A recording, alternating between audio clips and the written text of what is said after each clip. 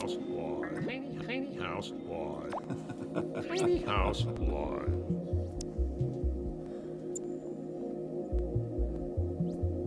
That's right, my friends. Yes, you sitting right there, right now, watching this. It's us, right here, Tiny House Live, all the way from the Inspirational Space Station tonight. I'm feeling rather dark tonight. Maybe I should kick it up like Cheap Trick. That might work. Nah, I don't know. Anyway, good evening to you. This is your professor speaking at you. Your space cowboy. This isn't going to work for me. That's how I feel about you, right there. Improv right away. Goodness. All right, time to get serious now. Right here, your professor, high above the hills of Petticoat, right here tonight on the Inspirational Space Station, circling the Earth as we speak. Look around, look at it, look at it, look at it. Right here, your original space cowboy, right here, your professor. All the blessings to Steve Miller in Norton, Buffalo, as long as we're talking about Stephen Miller. So thank you for being here right here aboard the Inspirational Space Station on another episode of Tiny House Live. Right here, glad to have you here with me. Making my adjustments here as we're circling the planet, waiting to abduct a person I've had on my list for quite a while. Actually, this person is a special request from my friends up here, who, as you know, have questions for me to ask about our society and the people on this planet, so they can make up their mind whether or not they want to come visit us yet or not. Their visiting us may all hinge on this conversation tonight. That's how important this show is tonight. You believe that? You should, right here. Tiny House Live. Okay, I've got a couple things I'm doing real quick since I'm here myself tonight, getting my little world up. Let's make sure I can see all my chats coming in when they come in and get you up in this world. I know, it's hard flying a ship all by yourself, but somebody's got to do it, and that would be me, your professor. Once again, hi, he says, hi in the hills of Petticoat. There I am. Hello. There, now I can see each other. All right. When you start popping in, I'll be saying hi to you. For the time being, yes, once again, oh gosh, my goodness. Well, you know, folks, it has been like I'm not doing weekly shows, I'm doing monthly shows. So a little more nudging, a little more, blocking and tackling and all that. Glad to have you here with us right here, Tiny House Live. And, before I abduct my guest and we spend some quality time tonight talking about musical life paths and things that we've experienced together and things we may not experience and things we may still experience in the future together. I have a couple little notes here on my list that I need to bring up to your attention. Number one, it seems like I end up doing a lot of people passing away these days, but I do need to let you know that yes, our dear David LaFlame of It's a Beautiful Day passed a few days ago, and I have a lot of history with David with It's a Beautiful Day through the Mystic Theater and the End of the Beginning and a couple other places. So a major loss for me in some ways, for sure, David and Linda. I also know that I have a GoFundMe link up on all videos that I've shown in the past 2 days of Whitebird that I took from the Redwood Cafe that's basically there for you to view. And you'll notice on those posts that I've attached a GoFundMe link to help Linda. As they kind of come to terms with all of this. And if you feel so inclined, so empowered to throw something in their GoFundMe direction, which has helped out me more than once in my lifetime, thank you very much. I'm sure everyone would appreciate it. So David LaFlame, Beautiful Day, Whitebird, sail on. All right, one other person, Dane Osborne, good friend of mine, Dane Osborne, from the guitar player from The Feud, passed about a week, almost 2 weeks ago. I haven't had a chance to go on camera and say, Dane, love you. I'm going to miss you, all the psychobilly and the stuff with The Feud and Paul Riley and all the guys. That's a big loss. But at the same time, here we go. And lastly, someone I need to mention, actually, there's one more as well that just came to me just within the last hour. The passing of Pee Wee Herman, which to me is a major thing, because if you know anything about me, I've always thought my show here, Tiny House, to be somewhere between a combination of Pee Wee's Playhouse and Craig Ferguson. So that's kind of where I stand in this world on broadcast shows. I hope you appreciate that. Anything can happen in Pee Wee's world, and I like to think that anything can happen in this world as well. So thanks for being a part of it and the Tiny House as we continue on in Season 10, Episode 12 right now in Season 10. And, okay, I just wanted to put, Robbie Robertson. That was the one I wanted to mention. I just found out about that, and I wasn't even on my notes over here, but Robbie Robertson from the band just recently passed as well. So My goodness, hold on, take care of yourselves, love the ones that are with you, and take care of yourself, would you? Get some sleep, drink lots of water, hydrate, eat well, and prosper. There you go. So Spock would say. All right, that's about it for all that, and because I'm getting close right now, I can actually see the destination. Where is it, over there? Yeah. All right, I got a beam up planned. I'm right now just circling over. Hey, there's Petticoat right now. If you look down, I see it, and that means we're really close to Marin County, and that means I'm really close to abducting my first visitor. All right, let's see. Wait a minute. Oh, all right, I'm getting close. All right, hang on a second. This is always the hardest part for me because I'm juggling major things all at one time, and I know you're with me. All right, hold on a second. Let's get our perspective happening here. Here it comes. Oh, okay, wait. Okay, there we are. I can see her now. There's your first clue. Coming up. All right, here we go. Wait a minute. Come on now. Come on. Oh, man. You're being tough on me. Let me get my... you think this is easy? This ain't easy. Not easy at all, especially when I'm beaming somebody up off the planet's surface. I've got her now. Coming your way right here.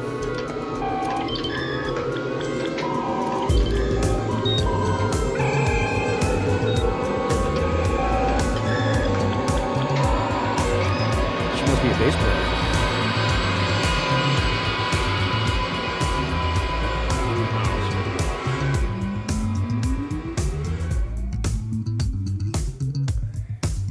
Yes, my friends, right here sitting next to me. Hey, look at you. Where'd you come from? All of a sudden, there you are. Oh, you're with me now. I'm so glad to have you with me. And you made me laugh now. Angeline Saris, right here with me in Tiny House Live. High up in the Inspirational Space Station. Hello. So glad to have you. We've been laughing already together. We had a nice bowl of soup together. What am I playing? I don't know. It sounds kind of oddly familiar. It does sound oddly familiar. It's a nice bassy loop. I like it. We'll get into some more, and we'll be talking more about that. But right now, let's just back up and welcome you to the Inspirational Space Station. Once again, high above the hills of Petticoat. Thanks for being here. Thanks for having me, Randy. It was a pleasure. I've been watching you from up here. I've got telescopes, periscopes. I can look down, I can look up, I can look forward in time, and I can even look a certain amount backwards in time, which is the most difficult to do.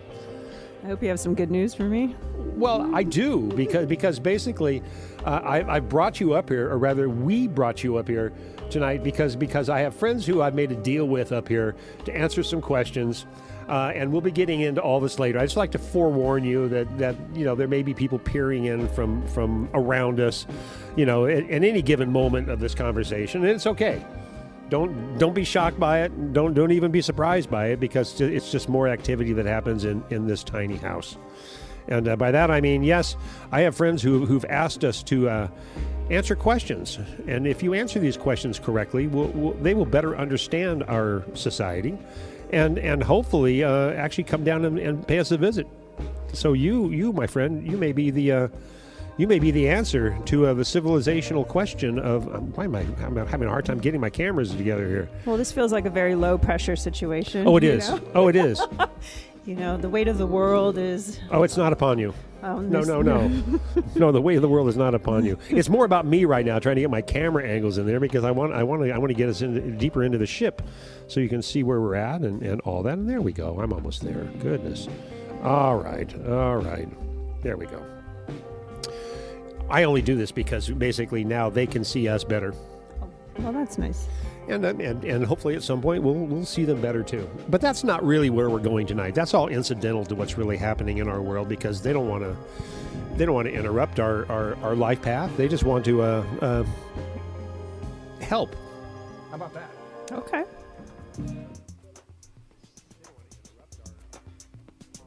Oh, I hear them now. All right. Well, we must be in the right place now. Yes. Now, actually, see, you find yourself now. Oh my goodness! Don't scare them. We're fooling around here, but I want to tell you, I really appreciate you being here, because it's so much fun, and we have some history together. I haven't had anybody in here who's had their toes painted in a long time. You know, I haven't had my toes painted in a long time. Me either. This is a rare occurrence. I wish it was more often, but yeah. No, it's a wonderful treat. It's a wonderful treat for me. I wish the folks could actually see them better because it's all right. That's all right. Trust me, folks. There you go.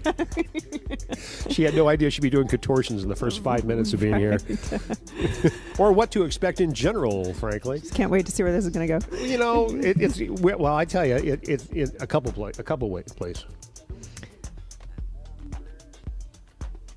I just voices. Like more than normal? No. It's, yes, thanks. Not just them. It's just them. They're already talking. But no, we can. You know, we've got history, and that's always a good place to start. Yeah. And actually, to even preface that, by me doing these favors for my friends up here in space and answering questions, they've actually given me a gift. It's a reciprocity. It's a win-win situation. I do something for them; they do something for me. So, they've actually given me the secret to time travel. Wow. That's pretty amazing because that's the secret to everything. You don't fly from solar system to solar system by speed of sound. No, wormholes and it's like speed of light. It's going to be the minimum. So I now hold that secret. Is that something you're willing to share? It is, because it directly involves you, because I'm going to be taking us back in a few minutes to the thing that probably originally brought us together. And that would be the band Zepparella. Yeah. Yeah. Now I wish I had a good example, and I have lots actually recorded on CD of Zepparella at the Mystic Theater, of course. But it doesn't have a video with it, and I'm just kind of video oriented in here. And so I started searching around, and I found a couple things that really interested me, and so I set them aside as part of our little conversational tone. But besides that, time travel backwards in time, as we look forward and we look even present, you've got a new release that we're actually going to be talking about and sharing tonight. I do. I have a brand new release called Come Undone. It's I had a band called ANGELINE, which was a kind of a collaborative effort, but this was my first real single just under my name, so it's kind of exciting. It is, and we'll be playing it in just a few minutes as well. Yeah. I think maybe we're going to hit a little time travel first to give us a little platform on where we started together, or close anyway. I mean, somewhere, because it was around 2016. Is when this was this video of Zepparella was taken from the Sweetwater. Okay. And I say that, and I chose this because my good friend Michael Oliver. By the way, we're using this camera. Should I look here? Yeah, the white one right now is going to be our main camera. But I want to look at you. Well, you can. Just know that you don't want to ignore anybody in our spectrum. No, don't do that. Hello, Randy. Hello, Angeline. This is going to be an exciting thing. I know. No. I always tell people there's more than two people in this room right now. There's me, you, and everybody. Ignore me doing this. Ignore me doing this. Okay. Hand signs. Yes. Yeah. I was saying, no, these mixes are by my friend Michael Oliver from Sweetwater, and it was a great show, and I appreciate it. So I've got one, maybe two up, at least one, that will be shown as well. And I think maybe, let me look at the clock real quick. We're actually in a good spot. Maybe even do a little history first. Yeah. And then we'll be able to come back and have a little shot of tequila. What? I have a funny story about the Mystic, though. Do you really? Yeah. Well, let's do that. Do that first, because we're gonna go ahead. If I can. No, of course you can. Or I have to look here, but you're time and space free. Okay. But I think that was one of my first shows with Zepparella, and I remember. There's this lift, like a loading dock lift. That was my story I was going to tell. No, you tell it. You tell it. You know it. Do you want to tell it? No, you go. Okay. You go. So yeah, there's this loading dock lift, and anyway, they had me basically, all the smoke filled the stage, and I think we started with In the Light, which is like this, and I had my 5-string bass, which I have a detuner on the low B, so it goes to a low A. Yeah. Which is really kind of like the sound that rearranges your organs at that frequency. It's good. It's good for your bowels. Yeah, exactly. Metamucil or drop A. Yeah, I don't know, but this happens at big concerts too. Right. But yeah, I remember they had me like droning this whole thing, and the smoke filled the stage, and I came down on the loading dock lift. I think you probably helped coordinate that. Oh, I was the one. You did? Okay, yes, I figured. Okay. We gave that was something we did at the Mystic Theater for our favorite bands. Ones who had been back to see us a few times, one we had a good relationship with, and Zepparella was certainly that. So it was really fun, because to open up the doors and see you guys now from the audience perspective, or my house perspective watching this, you guys were nothing but silhouettes to begin with, which looked very Kiss-like. I mean, it looked so Kiss-like. It was just like all these rock and roll images in silhouette that slowly start to come down onto the stage, into the fog, into the lighting, with your low rumble going on, and then you guys ran out, plugged in, and played. It was pretty amazing. It was a cool opening. I think that was one of my better first shows. Yeah, it was in my career. Really? Yeah, I mean, I've had a lot of great stories, which I'm sure we'll get into, with Narda Michael Walden, and of course celebrating David Bowie. And, but Zeppelin was a very special time in my career, and and that was a really special opening to that time. I agree. I mean, it was a great way to set things up. The audience loved it because they're like going, "What?" I did that with Dick Dale. Oh wow! Really? Yeah. The only twist on the story was that Dick had his son Jimmy playing guitar with him. And he had Jimmy on the door, so the door swang open, and all of a sudden here's this guitar player wailing away like it's Dick Dale, and when the lights came on him and the lift went down, it wasn't Dick, it was Jimmy. Oh, wow. And then all of a sudden Jimmy threw his hands up in his air like, I'm not even playing it, Dick is playing it, in which Dick came on stage. So nice twist on the load-in story. Oh wow, that is a twist. With Dick Dale, rest in peace, Dick, and Jimmy was just. We had a lot of fun with that little gimmick, just because it was great for the audience. All of a sudden they're like, oh, look at that, oh wow, and well, yeah, talk about being like, what? Yeah. That's a show, right? There you go. That is a show. Anybody can just walk on stage. Not you guys. No, I really appreciate it. I'll gush a little bit because for me, mixing Zepparella was a whole lot of fun. And I started off with the earlier incarnation as well, when I believe Neela, or was it Neela, yeah. Neela was playing bass. We worked forever on her bass tone. Oh, really? Oh, yes. Oh, yes. And then along came Angeline. I went, hey, there's friggin' bass tone. Aww, no, thank you. Seriously, you because if you're gonna do that material, you got to be, and let me throw another gush out there with Clementine, because my goodness, she knows. I've told her a bunch of times. I love what she does. I love what you guys did together as a rhythm section. The only thing I didn't love was at the end of the night I had to sweep up like some sort of woodchuck was back there on the from her sticks. Oh God, no kidding! It was like a lumber yard up there. She would go through. She'd beat the holy hell out of the sticks. I could tell engineering it. I could tell it was like, man. Yeah. No, it was great. It was special. We had a nice rapport, and there was just certain things where I'm like, I felt like, we were locked in. Yeah.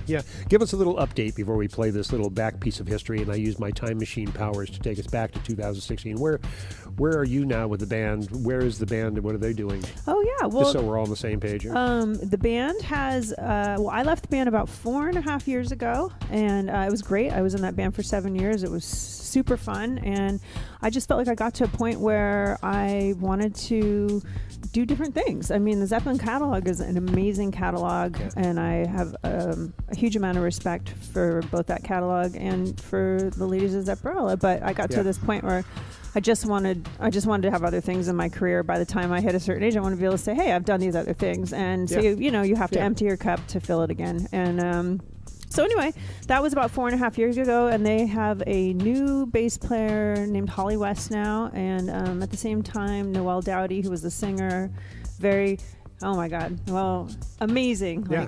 Robert Plant hair, Robert Plant. Well, that's who's on this we're going to play. Yes, exactly. All the nuances, but she left about 6 months before I did, and so they brought Anna Christina back, who was the original singer when Neela was the bass player in the band. That's right. Yeah. So they're kind of in another incarnation of that band, and I believe I know they're still gigging. I don't know if they're gigging as frequently as we were in that time, but I know they're out and about. I think they're traveling this weekend, doing their thing. So I just saw a couple updates on the way they're going. That's great. Yeah. And I'm a huge Gretchen fan too, by the way. Come on.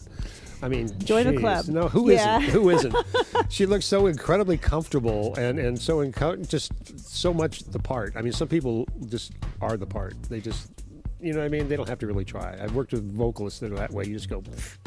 Adam Duritz from Counting Crows was like one of those guys I worked with in the early years. Oh my God, it's just like the swagger, the focus, the confidence, the casual. Yeah, and I think Great there's stuff. something to be said, like, I mean, at least when I'm in the audience, when you see someone that's that natural, it just there's a cool thing that happens, and when you have a whole band like that, it's like I think that's the stuff magic is made of. It does. You know? It translates back to one word to me, and that's honesty. Oh yeah, authenticity, honesty. Authenticity. Yeah. You believe it. I mean, the audience believes it. She believes it. You believe it, and so it gets done. And that's as a house engineer, as a guy who's fortunate enough to mix bands like Zepparella and other bands.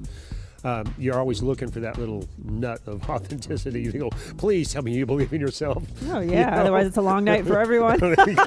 Not the right way. Particularly your house engineer. Okay, have another shift drink, please. Yes.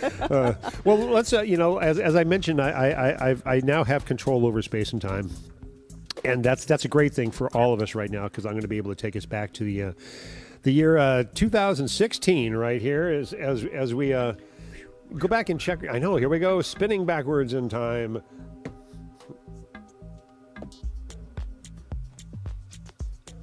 Yes, there he is. All right. God, all my controls are a little out of focus tonight. Well, that's just me. Here we go, folks. Check this out. We'll be right back. You're going to love it. I love it. We all love it. What's not to love?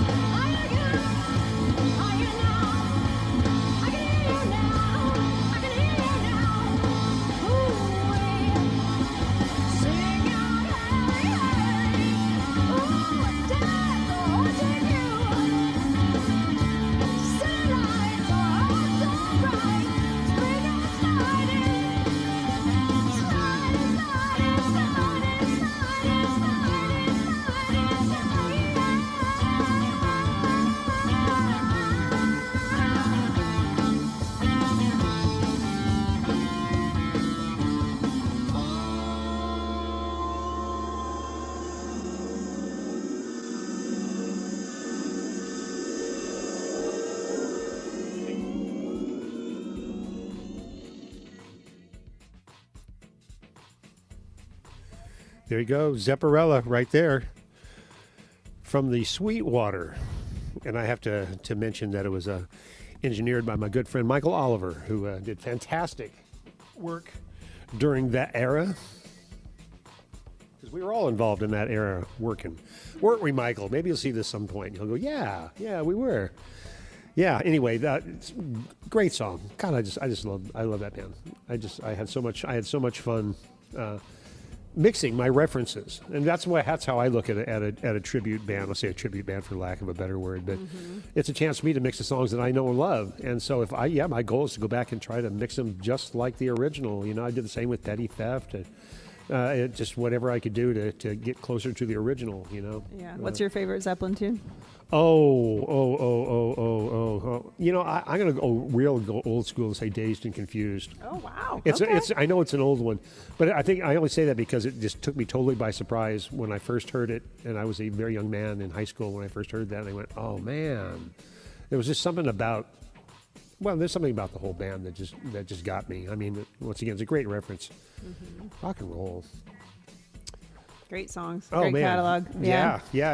Oh, a super great catalog for sure. I mean, a ton of stuff to choose from. So yeah. So with Zebra, where did you guys travel? We're gonna go off to some newer subjects in a second here. Mostly all U.S. and a little bit of Canada. Okay. I never did any European travel. I don't think they've done any international travel. Yeah. But yeah, a lot of Pacific Northwest. Yeah. And then we did, I think maybe it was the only time in the band's history, but we did a 1-month tour. Really? States? United States? Yeah, all across the U.S. And why do we always laugh when we talk about those things?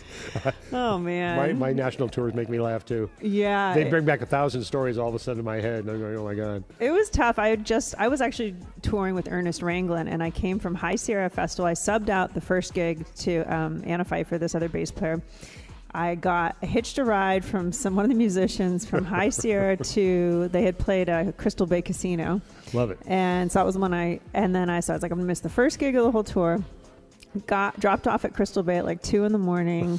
And then we had a 17-hour drive to I think it was like Kansas or something. Oh, no. I can't remember where, but like that was the beginning of the tour. And I literally was dropped off, got on the tour bus.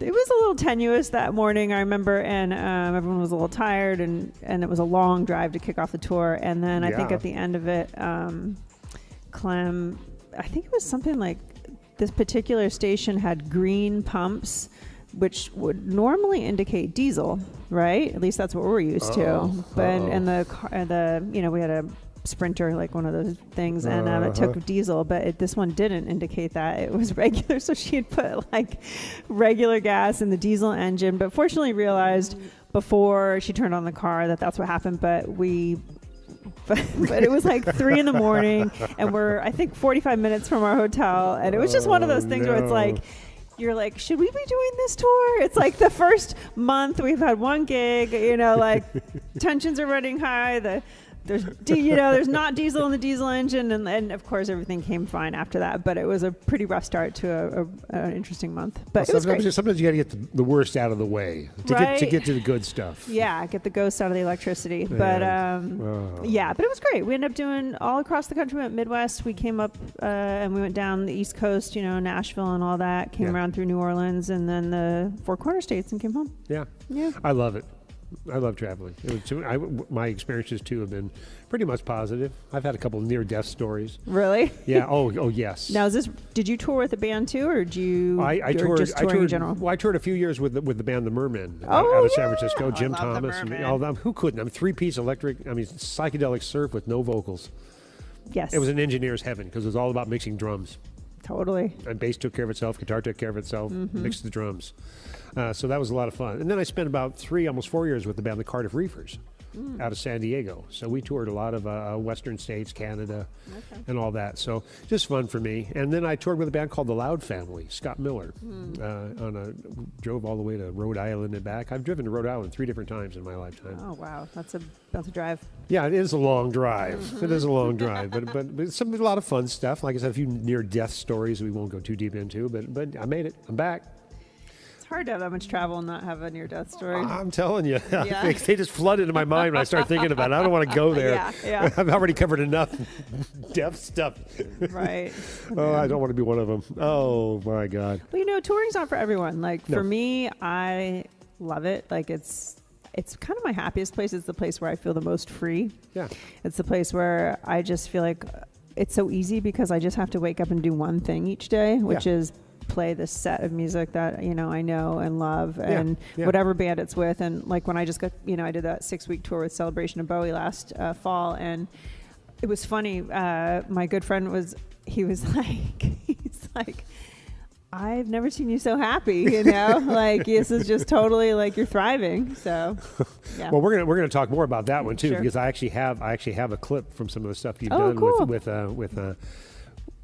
what do you call it? I guess it's a Celebration of Bowie. What did you title that? You guys title that as? It's called Celebration of David Bowie, and I think it's very specific. It has to be that name. The estate, the Bowie estate, is very particular about how they license it, and apparently that was what they requested. So yeah, that makes sense. Yeah, and you had some great players. Oh my goodness. God! And I already mentioned even one of my favorite idols with Adrian Belew. Yeah. And Todd Rundgren and who else? Tell me who. Well, yeah, Adrian Belew, I stood behind him every night, which was amazing, just getting blasted with like these textural guitar tones. And kind of witnessing it just in the flesh. And he's so joyful. I mean, it was like contagious to be standing behind him every night. He's just such a joyful human and player. And so anyway, it was him. It was Todd Rundgren, which was obviously like amazing. Angelo Moore from Fishbone. Whoa. And Royston Langdon from Space Hog. Really? Yeah. And then we also had Jeffrey Gaines join us for about a week and a half because Angelo Moore had to go do some Fishbone gigs. Ron Zabula, who's a sax player, played with Joe Bonamassa. And then Michael Urbano was supposed to be on drums for that tour, but I think he ended up going out with like Lindsey Buckingham in Europe. So we had Travis McNabb from Sugarland who played drums for that, and that was great. It was great to get to play with him. You've been hanging with some pros, man. That makes you a pro. I don't know. I do. No, I respect everybody you're talking about. I mean, how can you not? Yeah. And great Scrope put the whole thing together. So yeah, it was cool. It was a cool experience. Yeah, and a good amount of time out there to enjoy it. Dive into the music of David Bowie. My God, 6 weeks is no joke. Especially, we had a pretty rigorous schedule. It was how many days a week on an average? Well, I think we had something like 25 shows in that time. Yeah, but there you go. and you're like, well, okay, 5 days a week, but it's kind of pans out a little different. It's like, well, if you go to Canada, you got to leave a day to cross the border and a day to it's there's stuff like that. So it was. I remember in the beginning of the tour, I was like, okay, day off, like. Work out, like, practice, do this, do that, like totally, and then by the end of the tour, I remember the last day we had like a room and I got into the room and put on the bathrobe and closed the blinds and crawled into the covers. It's like, okay, bus calls 2 a.m. and I'm not going to do anything except go down to the lobby and eat dinner. And that's touring. Yeah, exactly. 6 weeks will do that. You gotta find those spaces, those places to relax. Well, I was going to save it, but I think maybe the best thing to do right now is let's take a little listen to a segment from the. Celebration of David Bowie, which is, what did I line up here for us? I think I put up the Station to Station. Yeah, this was from a rehearsal in LA. So this was literally, we did 3 days of rehearsal in LA. Uh-huh. And I think this may have been from like the second day or something. It was very early on. And Station to Station is really such an interesting, and also it's like a journey of a song, it's sort of like the Stairway of Heaven of like Bowie, in a weird way. It's like there's all this crazy movements and different parts, but so that's what it is. Well, that's what we're going to listen to right now. Is a clip right here from a rehearsal. You said, where is it again? The rehearsal? LA? It was down in LA at I can't remember the name of the spot, but yeah, somewhere in LA. Somewhere down in LA. Well, that makes sense. All right, here we go, kids. Coming right back. We'll listen to this, and we'll be back in just a minute.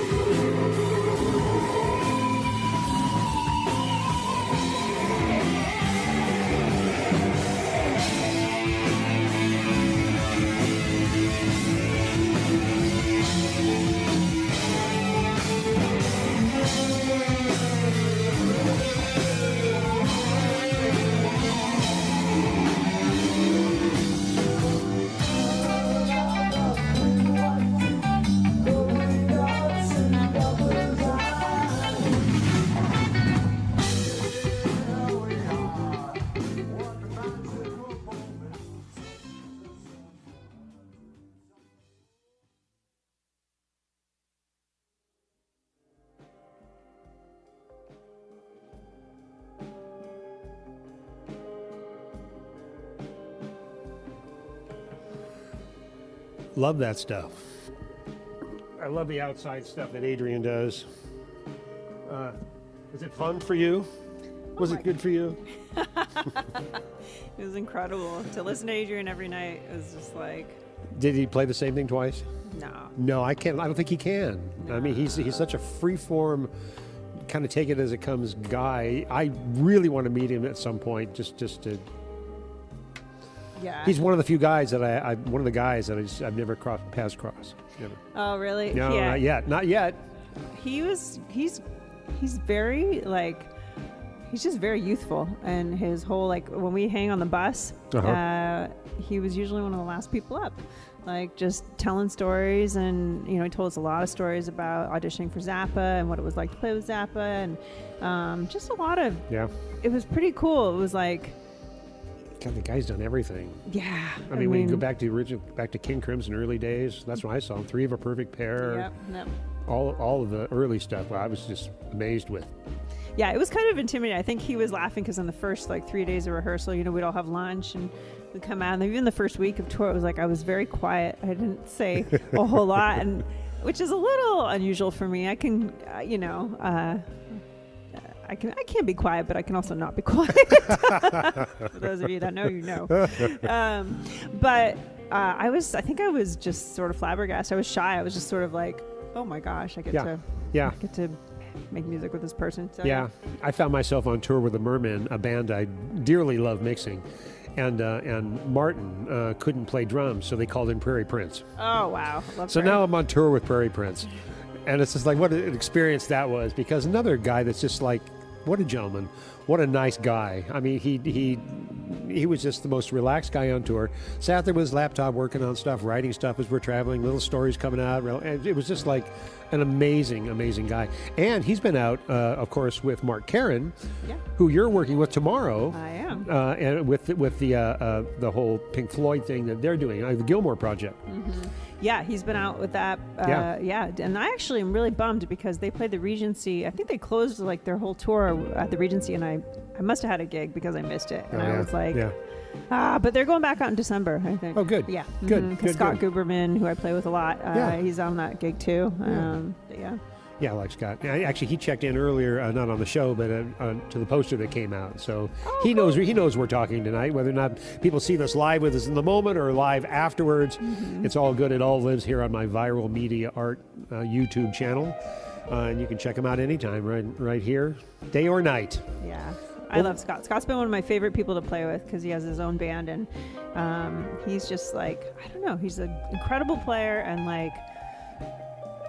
I also feel like he's one of the people that's really good about including women in the community, and I feel like it's a genuine. I mean, I don't know how if it's in the front of his mind or not, if he's just calling people, but I appreciate it because I got to play with Anna Elva on drums and him, and there's always different people, and I feel like it's just usually a diverse and interesting setup, and I just appreciate that. Yeah, you work with Danny Eisenberg too, aren't you? Oh yeah. Yeah, Danny. Danny played in my group too. I have my project Angeline the Snack Machine, and he played out with that too. That's what I saw. That's what I saw. And women in music.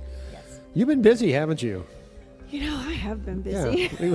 Was that Women in Music? Is that the appropriate title, or was it more than one show? I saw one of our friends in Tiny House, Jason Baldwin, was out there shooting some video. He shot a little video of you guys out there outdoors. I didn't know that. Yeah, I got it. Well, that's nice. That was a brainchild of mine because I'm sort of in the process. I'm percolating on creating a nonprofit called GROW, which stands for Global Reach of Women, and it's not ready yet, so I don't want to talk too much about it. But the idea is that I want to help connect women around the world of all different ages and races, not just young people, but older women, middle-aged women, all sorts of things, because I think sometimes as you get older too, it's like somebody said, an invisibility cloak, especially being a woman. So I want to help women of all ages thrive, basically, and it's going to be a little more targeted and specific than that. But I was trying this on for size, and I was like, I'm going to throw an event that's a celebration of women, because there are so many fantastic women in the Bay Area music scene. Vicki Randall, and I mean, I had 13 guests that day, which was really. It took a lot more. It took a lot of organization, and I don't think I exactly knew what I was getting into when I decided to do it. But it was a beautiful, beautiful event. It was great. Fantastic. And it probably won't be the last one, I'll say. Well, good. Because this is a long project for you anyway. You originally were studying law. Is that really? That was going to be really? Yeah, I saw a movie when I was in 8th grade called The Music Box, and it was about this woman who's an attorney, and her father is accused of Nazi war crimes, and so she initially starts defending him. But partway through the movie, she realizes that actually he is guilty of these Nazi war crimes. So she has this really terrible moral dilemma of being like, well, this is my father, but he's also guilty of these things. And I think I was really fascinated by the morality and the dilemma that this posed, and also the justice, the call for justice. And so, and for me, that translated into women's rights in the workplace. And so I went to UC Berkeley, and I was a pre-law major. I was a major in rhetoric with an emphasis in legal discourse. A major in rhetoric? Yes. Really? That's real? It's a real. They didn't have pre-law at Berkeley. You could do like a major in rhetoric. Yeah, it was written argumentation. Wow. Essentially. Wow, interesting. Yeah. I can only imagine that course. You have people in a room arguing with each other. Well, it was specifically not oral argumentation, but okay. But I do win a lot of those. It's my boyfriend's. I was going to say, we'll have to ask him about that. Yes, yeah, exactly.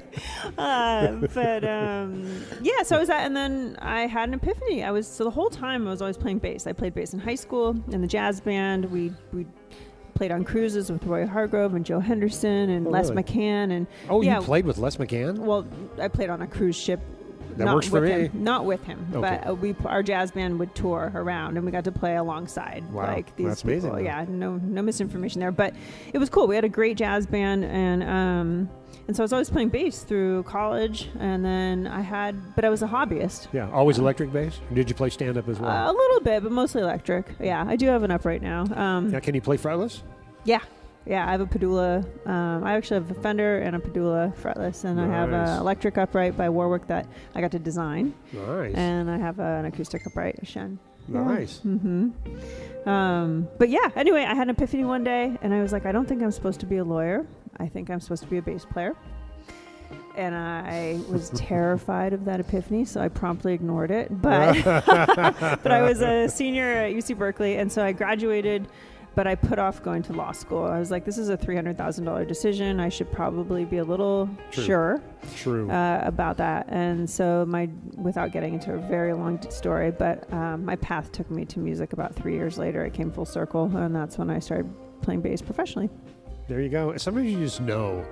I mean, I started off playing bass when I was in high school, and I loved it. I can't play off charts at all, but I was copying guys like Phil Lesh and Miroslav Vidos and Jocko. I was I had so many notes in my head, and I was told many times by people I was playing with, dude, we're playing the blues, and you're playing way too many notes. And I'm going, well, the trouble is I'm hearing too many notes. Yeah. And that was a problem for me because I wanted to play more. So I finally realized I shouldn't be playing bass at all. I should be playing engineer guy and engineer the whole band, in which case then I was playing all the instruments. Right. That made me really happy.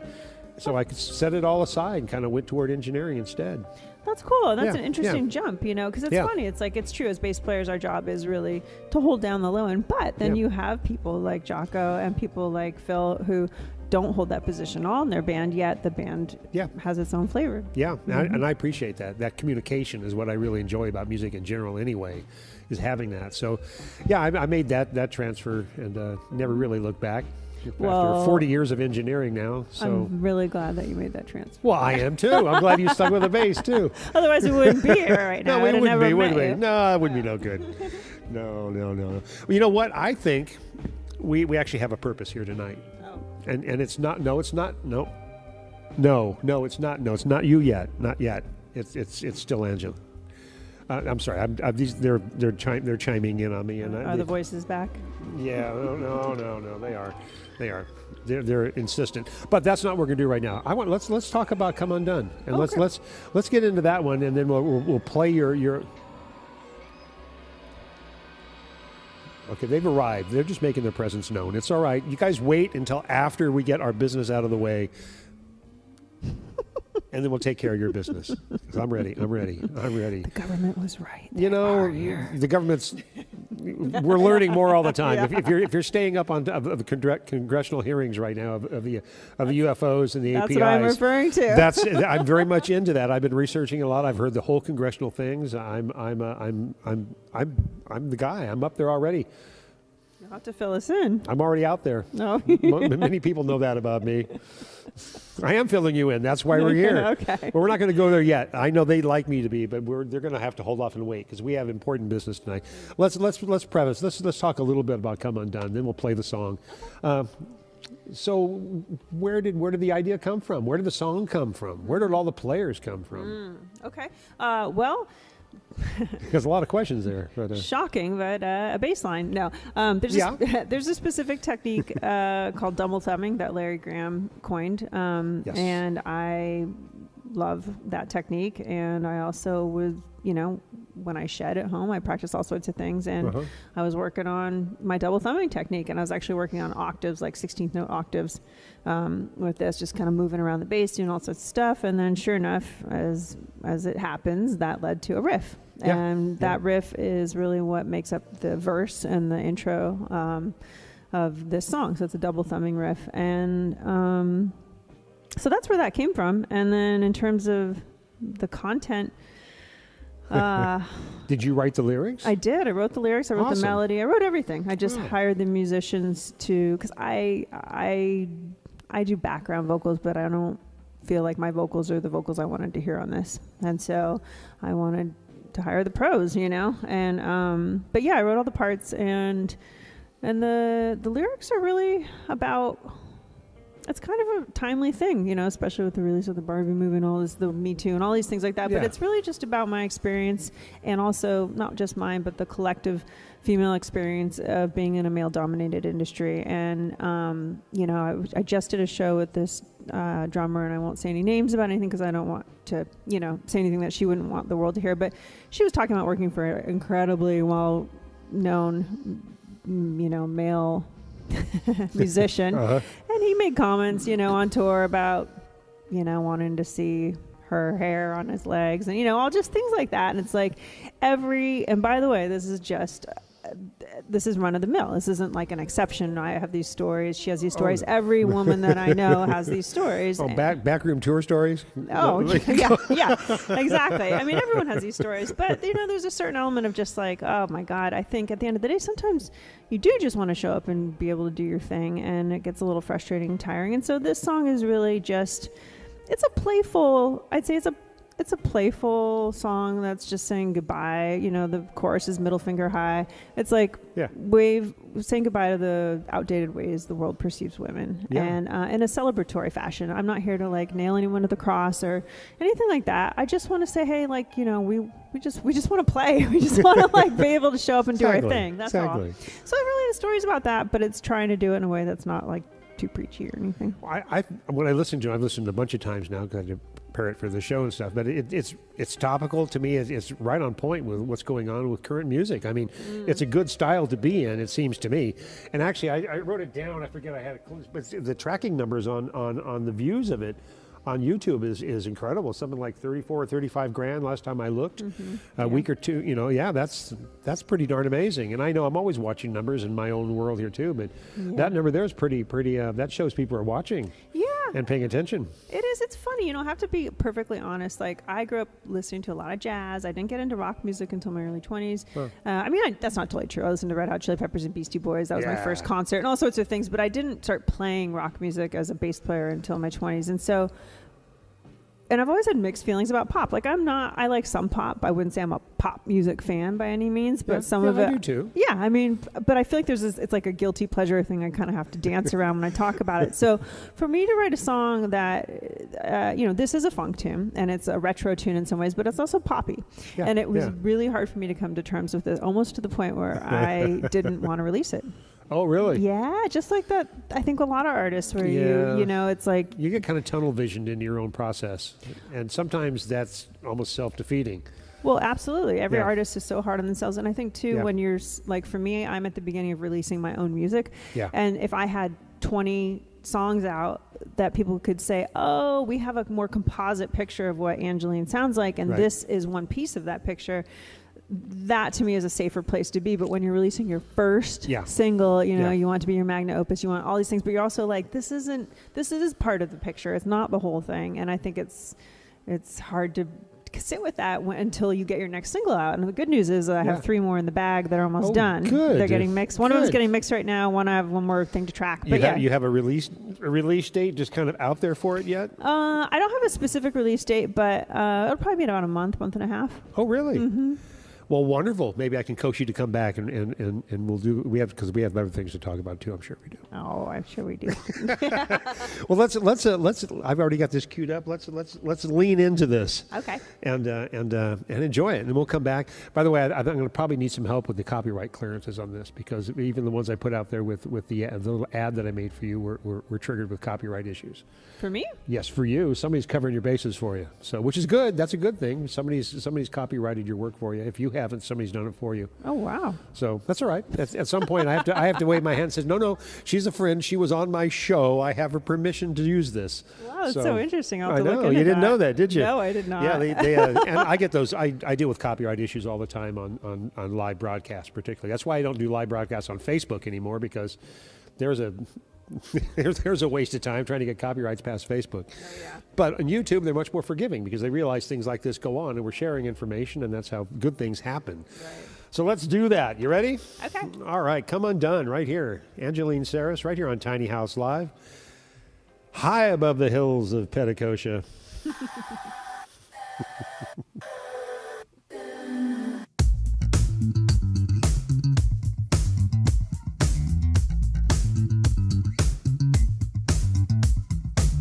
Why am I so misunderstood? Almost believe it when you tell me I'm no good. You talk and talk, tell us those lies. The hours in the day take away your disguise. You say be good,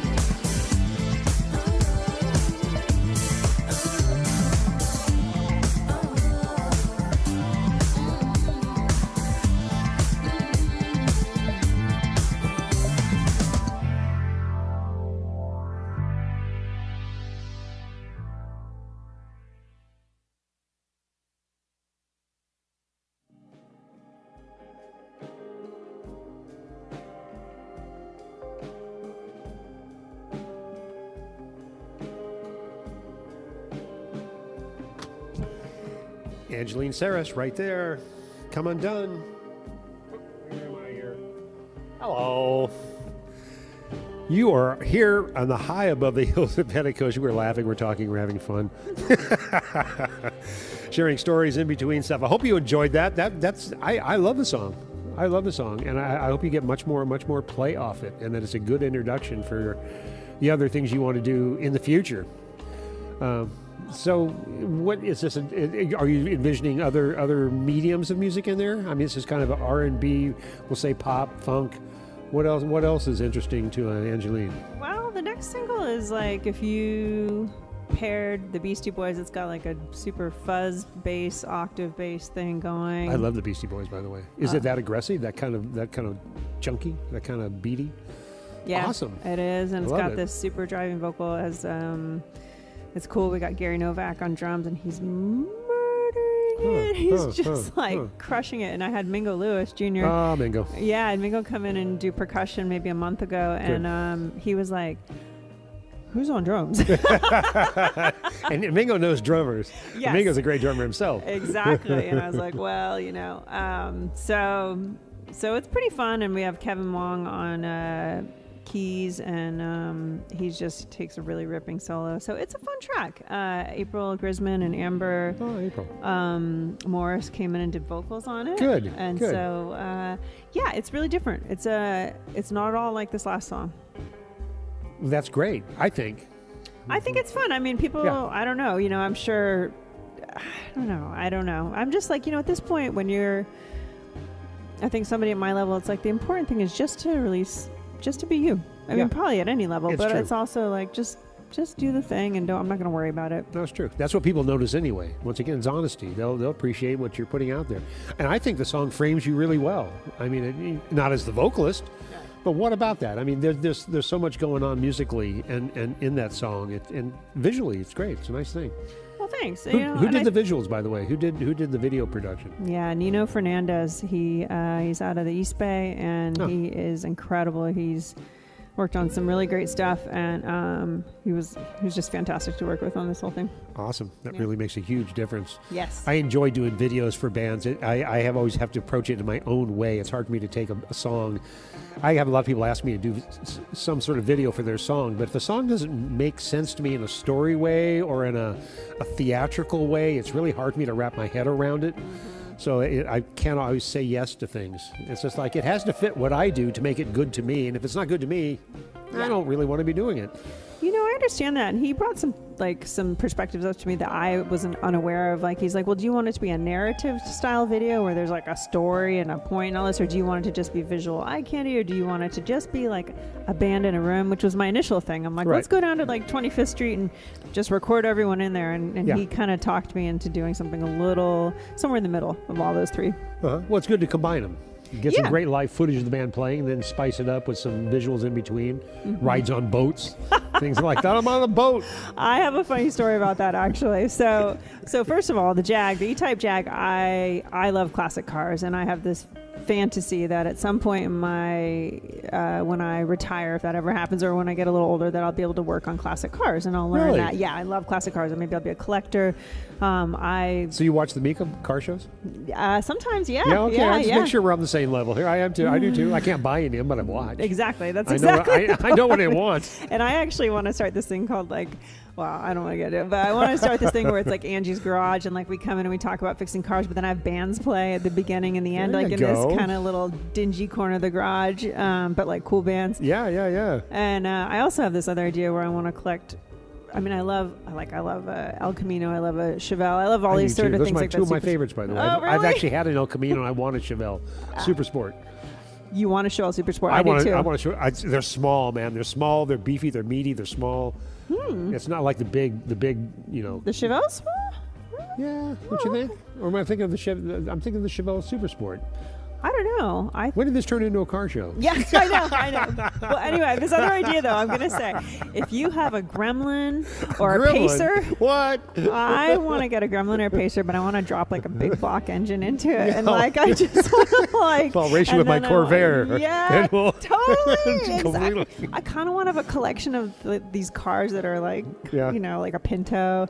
Like, I want to have a collection of those as well, in addition to all the ones that people love, because I'm kind of fascinated by it. But anyway, so that was the funny thing about that. I was a student. I teach bass. I have about 10 private students that I teach a week. And you do right now? Yeah. See, I was going to ask what you do as a side hustle. Yeah, no. Besides being a bass player. That's fair. No, I teach privately. And, awesome. I don't do a ton of it anymore, but I have between 6 and 10 students a week. So you're one of the rare animals that actually teaches and plays. I think that's unusual, because most of the teachers I know who are guitar teachers particularly don't do a lot of playing on stage. They just do a lot of playing for their students. Yeah. So you're kind of in the opposite of that, which I mean, they're two different beasts, and I think a lot of people think, oh, if you play, you can teach, but it's a different skill set. Like, I've taken lessons from some of my heroes, and you know, who are really great players, but maybe aren't great teachers. You know, it's a different thing to be able to talk about deconstructing your process. But it's something that I enjoy, to be honest. Like, I love my private students. I can't do 20 or 30 students a week, which is what some people do. Like, I start to get a little like crazy. But around 6 to 10 I can do, and I have a great time. So one of my students had that E-type Jag, but the other thing, this is the funny story about the boat. So I had this idea, because the lyric at the end is sail away to the other side, sail away to the other side. And I was like, okay, I have this vision. I was telling, you know, the videographer and cinematographer and producer, I was like, I want to be rowing this boat. I want to be in like this rowboat, and I want to be like rowing away. And so he's like, okay. So I go to my friend, and who I called some people. I said, hey, do you have access to a rowboat? Because he has a boat. And he says, sure, come on down. So he shows me this dock, and he's okay, we can probably use a couple of these. He's like, but I also have this boat over here. And he shows me the boat in the video, which if you just watched it is like this gorgeous, essentially, I don't know what the difference is between a boat and a yacht, but I think this veers on the side of a yacht. Yeah, somewhere, Yeah, it was like, and I was like, oh, and he's like, so your song's sort of about female empowerment, right? And I'm like, yes. And he goes, well, I don't know what's more empowering, is you rowing away in this dinghy or you being on this yacht? And I was like, well, okay, you have a point. It's a good point. So it kind of made me a little silly at first, because I'm like, oh, I'm not trying to do this big blingy thing, but, you know, it was fun. Yeah. It's fun doing videos. I have a lot of fun, particularly if you can. Wait a minute, what? No. What? Oh, all right. Hold on. What? Well, it's just that I'm getting these conversations happening to me, yep, they're here. I knew it. I knew it. All right. Okay. All right. Hold on a second. I know.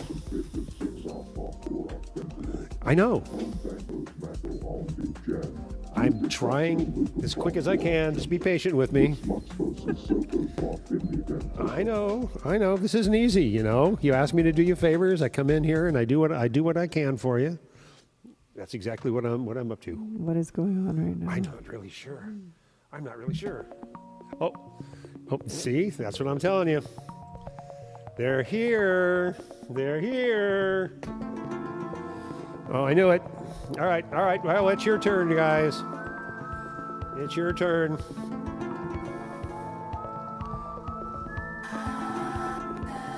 All right. Well, as I've mentioned. Wait a minute. What's going on here? My goodness. They're messing with me. They're completely messing with me today. Oh, I see what you're doing. I see where. Okay, you're over here. You told me you're going to be over there. Now you're over here. They're tricky up here. All right, I've got them now. I've got them in my sights. You see them? Come on in here. I have no idea. Are those the aliens? Yes, they are. And actually, they're here to ask you a couple questions. Are they going to bring the phone? And I hope you're prepared for this. It's just, you know, once again, the more they understand us, the more potentially they may come down and visit us. So, would you like to go ahead and Yes, you want to ask your questions now? All right, well, let's all right, go give her one. Go ahead. Clothes are very interesting to clothes are very interesting to us. When putting on your shoes, do you put on a sock first and then a shoe? Or do you put on a sock, then a shoe, followed by another shoe? What do you do? Do you need me to have them rephrase that question for you? Oh, hang on a second. Clothes are very interesting to us. When putting on your shoes, do you put on a sock first and then a shoe? Or do you put on a sock, then a shoe, followed by another shoe? Well, answer sincerely. It depends if you're wearing Birkenstocks or not. Ooh, whether you're wearing socks or not. No, Birkenstocks. But you wear socks with Birkenstocks? Some people do. They're already in question. Or Tevas. Okay, but how about you? You got up this morning. You're not wearing socks right now. I'm not wearing socks at all. My goodness. I'm breaking the rules. She's breaking the rules. Is that okay with you guys?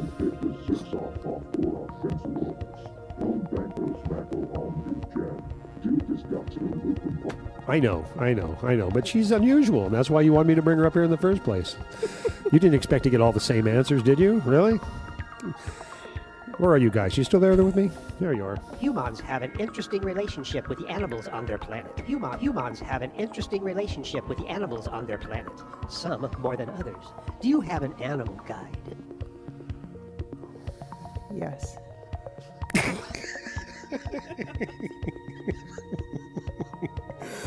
Some humans are very aloof. Can you expand on that a little bit? Well, I'd say generally all animals are guides to humans, and that we need. And the second thing I'll say is that I've had a couple specific animal guides in my life. One was my pet rat named Zebo when I was 9. The other one is my cat who I used to have named Chairman Meow. Chairman Meow. And he's no more. Oh. And the third is Lucia, who is also a cat, and we communicate without words. I see. Well, that question will come up something very similar for you. They're very interested in the animal-people relationships on our planets. They don't see much difference between us and the animals on the planets, other than the fact that we have language, and they have their language. And that question is well, you'll see. There's other questions coming up here. Well, I think it's sort of presumptuous for us to assume that animals don't have language. Maybe they don't have our language, but They have their own language, and they're definitely communicating all the time. Exactly. Well, maybe this question will enlighten us. We have noticed that people on your planet have different accents. Do you believe that animals on your planet have different accents as well in relationship to their global position? Absolutely. So do you think, we'll say a small Chihuahua that's raised in New York by a strictly Bronx couple, when they go to Germany with their little dog who's been listening to Bronx, and there's a German dog, can these two dogs talk? This is a really interesting question. Yeah. You think so? Is it beyond just the words? Is this more about the intentions? Yeah, I think they're beyond that. I think it's like the language. So we have two different things. We have communication and we have language, which is a means to communication. Correct. So if we differentiate between the two, then we can say, yes, these animals are absolutely communicating. Are they communicating through the traditional format of language or animal doggy bark language? Maybe not. Maybe those are other sort of, do other things. I don't know. I'm just riffing. I think you gave them a great answer right there. What do you think? I think very much so. I think animals around the planet. I think language complicates things. I think Laurie Anderson was right. Language is a virus, and based on that, it pollutes as well as communicates. So it messes things up. A simple language, like an animal language, is much more internal as opposed to external. And I think that's what communicates with animals more than the words itself. I love that answer. And you were talking about my rhetoric classes. One of the classes I took was all about, one of the topics in one of the classes was about whether language is inherent to humans specifically. Yeah. Yeah. And it was a question. Yeah, Okay. it was interesting. Yeah. Yep. Well, that's why they're asking you these questions. I like more of these questions. Oh, you're right. Well, Can we do here's another one? another one. When constructing your foods to ingest, why is it you stack your foods one topping over another? We believe that you call this a sandwich. Which is your favorite sandwich and why? Good question. When I was a kid, I liked to keep everything not touching on the plate. My mom used to tease me. It's touching. So you like the plates that had the little separate cubby holes, like Swanson's, like TV dinners. That's right. Yeah. No, it's my favorite sandwich. Actually, I'm not a huge sandwich fan. I love avocado toast with an egg on top. Is that sunny side up or over easy?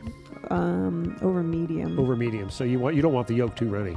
I don't want it to mush, but I don't want it to be hard. I want it to be kind of like a ramen egg. There you go. Yeah. Well, the combination of the avocado and the eggs is a really good one. Yeah, I like that idea. I love that too. Is that your favorite? What's your favorite? I go back and forth, but I think if I were really nail it down, it's probably a bacon, lettuce, and tomato sandwich. Oh yeah. Because I consider bacon to be the candy of meat. I once heard someone say that they don't trust anybody that doesn't like bacon. I kind of feel the same. I know the pros and cons of bacon and pork, but it's God's creature, man, and it is the candy of meat. I don't know of anything else you could do and you could use it. I use it by dipping it in chocolate. Oh wow. And then I sprinkle it with rock salt, and have bacon covered chocolate with rock salt. Wow. That's amazing. That blew your mind right there, didn't it? She's went boom. That did a little bit, although you know what? What? I like the ones where they cook it with brown sugar or maple syrup, things like that.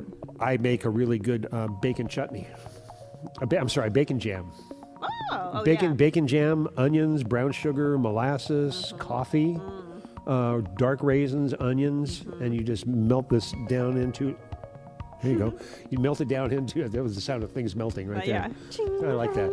And you melt it down into a jam, and you put that on a cracker with some goat cheese. Oh, halfway to heaven, right there. Halfway to heaven, right there. Since humans are mainly bags of mostly water in a flexible container, what do you think happens to you when your body ceases to exist?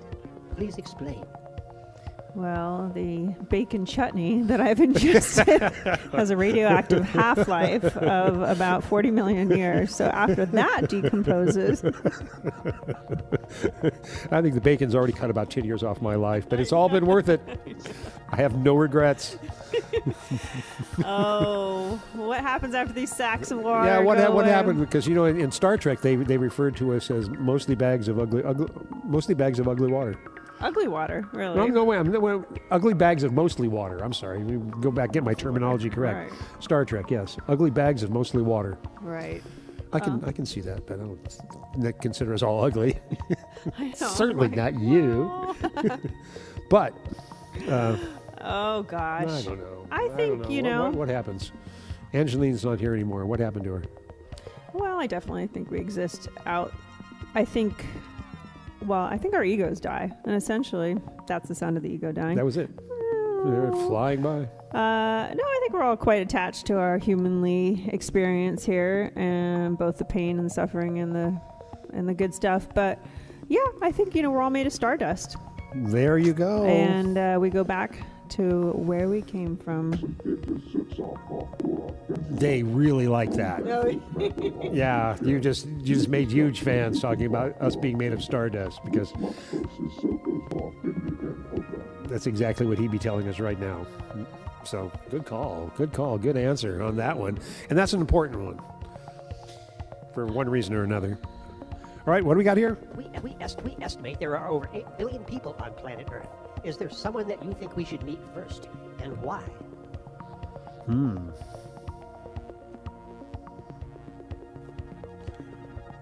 Who would be good to meet? Who would you introduce our friends to if you could? Remember, this could be past, present, or future. They have control of time, so that's not an issue. Jane Goodall, because of her connection to animals. Ooh, good and one. her philanthropic efforts, and the fact that she's a good representation of what can also be really bad. Wow. That's a great answer. That's a great answer, Jane Goodall. And I agree. She was so connected to just the animals on the planet. Yes, monkeys, apes, but all of it. And she has a great understanding of being a human on the planet. I think she gets it. I think she does did get it. I guess I could say, Yeah. I believe so. Did we have one more? I think we had one more here. I think we have one more.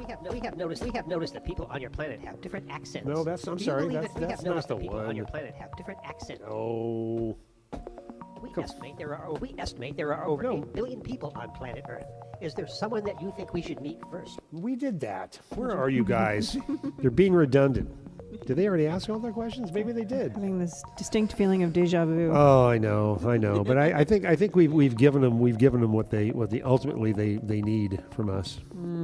Some answers to humans on this planet. It's safe. You can come down now. It's not safe at all. Just keep driving. Right, keep driving. Just don't stop here. It doesn't look good. Right. It's Let's wait till the next election cycle. Yeah, then come back and check, okay? I know. Please. Oh my God. And that's very, very true. Well, that's what it's like being a human on this planet right now. Oh my gosh, I don't know about you, but I'm like, sometimes I wake up and I'm like, man, I feel a little overwhelmed these days. Yeah, you're a stranger in a strange land. Yeah, a little bit. I feel like think that. Also just like, wow, you really have to learn how to navigate this beautiful thing that's technology, and also the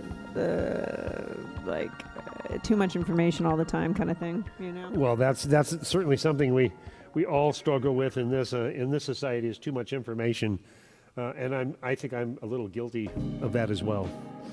I think we all are. I know, but I do what I can to make it good information and try to bring people into our tiny house that enlightens the world around us, makes it a little more fun and pleasant for a few minutes, and hopefully bridges the gap between our extraterrestrial friends and the people down here on the planet, so we can all live and exist better, and we can expand our human capabilities well beyond the planet's surface, and do it peacefully. And we just need a better goal of what civilization needs to be.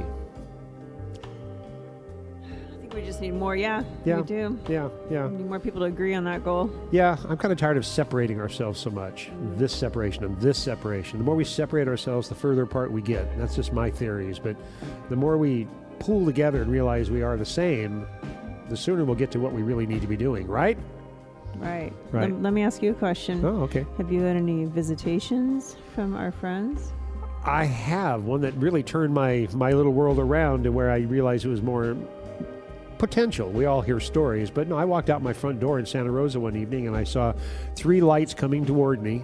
Look like airplanes, and this is in Santa Rosa near the airport, and I thought they were airplanes, and all of a sudden they stopped. And these 3 bright lights stopped their horizontal trajectory and sat there for 15 minutes and didn't move. I thought this was strange, and all of a sudden 2 of them moved up and formed a triangle and sat there in the sky as a triangle for another 10 minutes.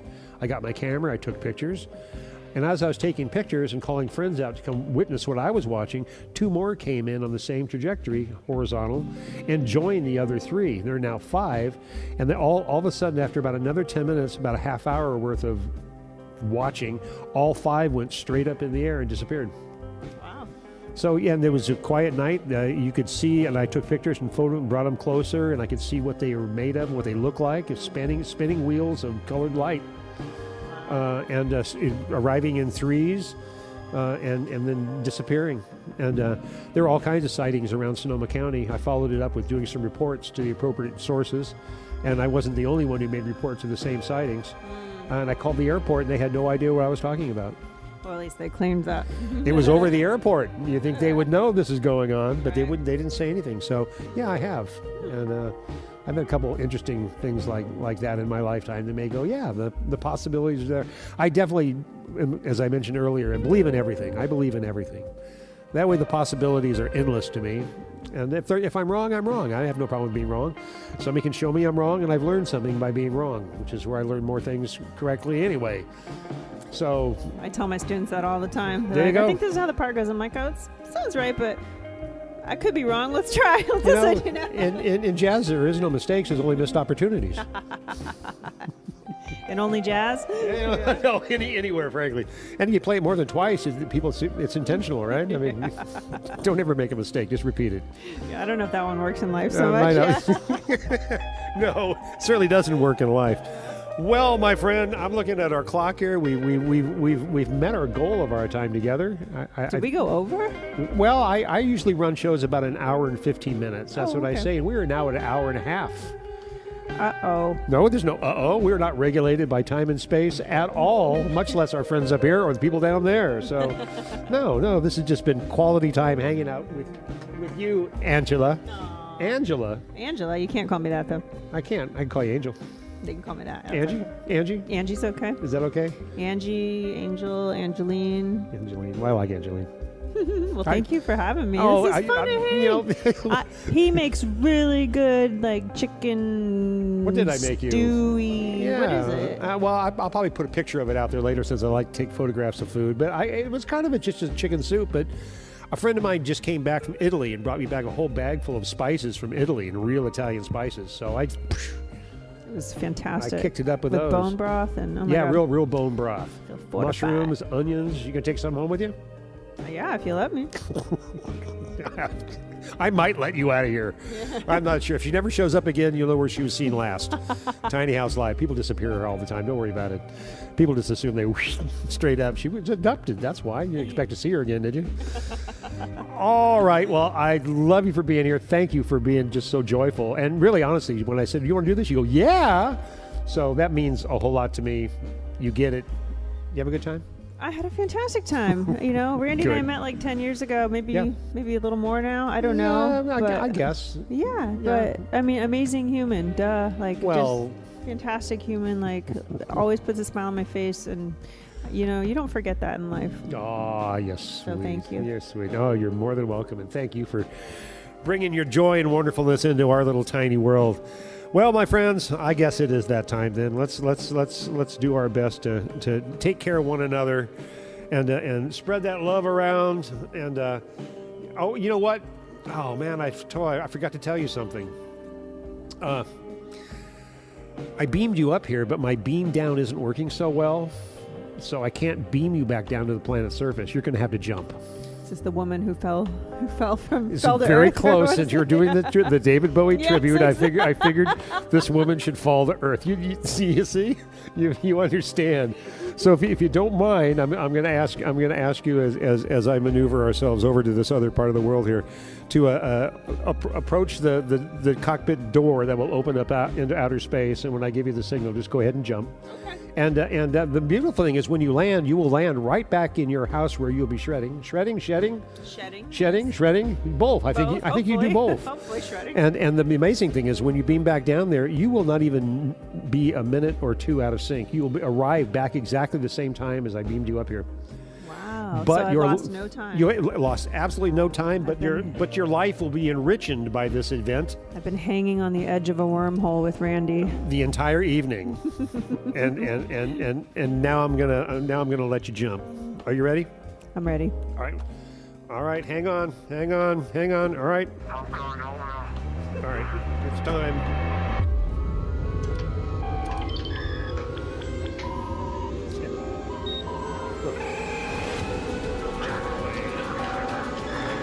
Oh, there she goes! Hang on! Oh, she's gonna make it! I know she is. There's her house. Is that Montana?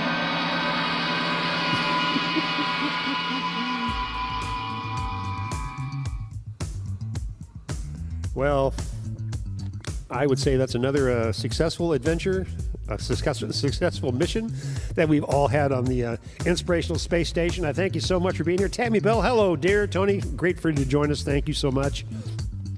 Feel free to check out this any old time you like. Viral Media Art YouTube channel right there at your disposal. My friends, I love you dearly. Thank you so much. Where's my outro? Here I am, coming up, Tiny House Live. Love you. Take care of yourselves.